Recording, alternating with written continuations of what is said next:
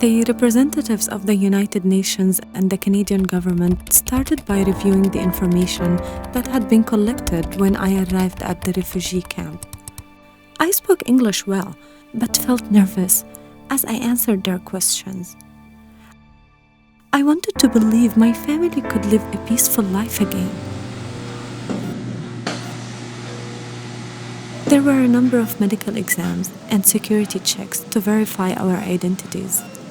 I was relieved when the process was over and anxious to know the results.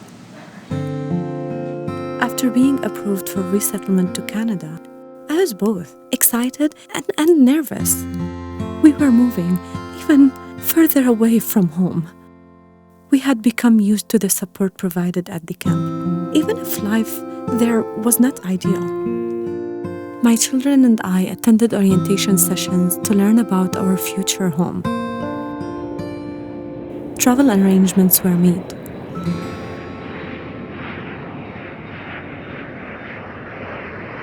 We arrived at first in Toronto, where we were greeted at the airport and settled in a hotel for one night. There were more interviews, and I was informed that my family would be provided with a social insurance number, given permanent status in Canada, and would have access to health care through a government program. We were told that we were to be settled near Vancouver. The children asked me when their dad would be coming.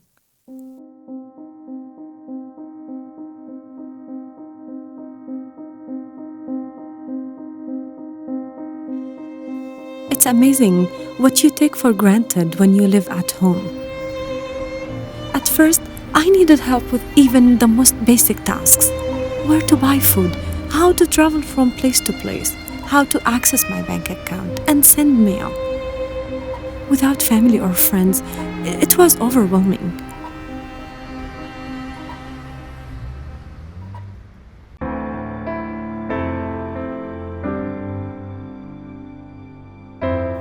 I was relieved to be receiving support from Immigrant Services to get oriented. Income support from the government helped me manage the transition during the first year. I was especially grateful when I got a new cell phone and internet access. I had never gone so long without speaking with my parents and cried uncontrollably when I heard their voices.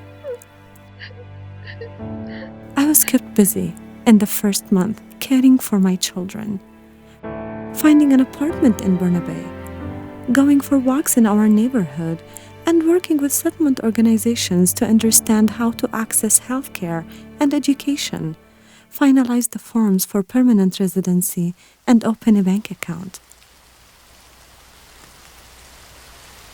Once things began to settle down, it became harder. I was frustrated to learn it would be difficult to find work as a radiologist.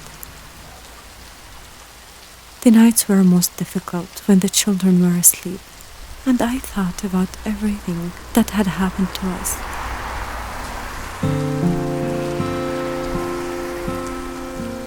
I often miss home, the sounds and the rhythm of the life I had known.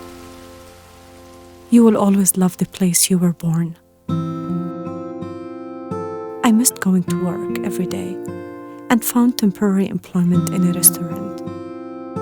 With the help of a case manager, I am pursuing opportunities in my field. The children have recently started school, and I work 2 days a week after taking them there on the bus. I continue to watch the news and worry for Syria.